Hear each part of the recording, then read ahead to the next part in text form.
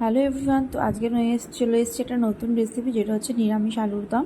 তো নিরামিষ আলুর দমটা কিন্তু আজকে কিন্তু একটু একটা আলাদাভাবেই আমি দেখাবো। তো দেখো, প্রথমেই কিন্তু আমি আলুগুলোকে খুব বড় বড় করে কেটে আলুতে একটু নুন হলুদ দিয়ে কিন্তু আমি আলুটাকে ভেজে নিয়েছি। তারপর একটা কড়াই গরম করে কড়াইতে কিছুটা পরিমাণ তেল দিয়ে দিয়েছি।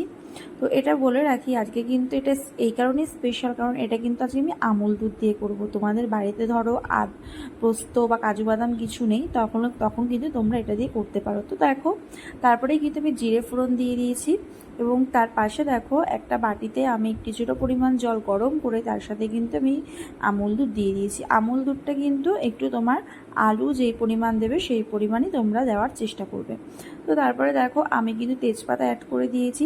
তারপরে যেটা করেছি, আমি কিন্তু একটা মশলা রেডি করে নিয়েছি, টমেটো, আদা আর লঙ্কা।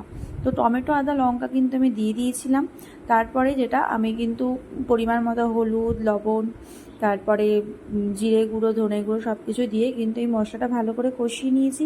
তো তারপরে দেখো, আমি কিন্তু দুধটা অ্যাড করে দিয়েছি। দুধটা কিন্তু অ্যাড করব কিন্তু মানে অনেক সময় ধরে জিনিসটাকে কিন্তু বেশ কষাতে হবে। আমি একটা কথা বলে রাখি, রান্নাতে যদি মশলাটা ঠিকঠাক করে না কষানো হয় না, কখনোই সেটা সুস্বাদু হয় না।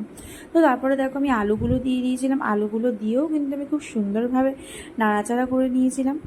আর একটা ওভেনে বসিয়ে দিয়েছিলাম গরম জল। তো আলুগুলো দেখলাম সাঁতলানো হয়ে গেছে, তো গরম জলটা আমি অ্যাড করে দিয়েছি। তো সর্বশেষে দিয়েছিলাম কিন্তু আজকে আমি কস্তুরি মেথি। তো কস্তুরি মেথির সেন্টটা কিন্তু অসাধারণ লাগে। তো আমার ভিডিওটা কমপ্লিট হয়ে গেছে, আলুর দমটাও কমপ্লিট। তো ভিডিওটা ভালো লাগলে লাইক করে দিও।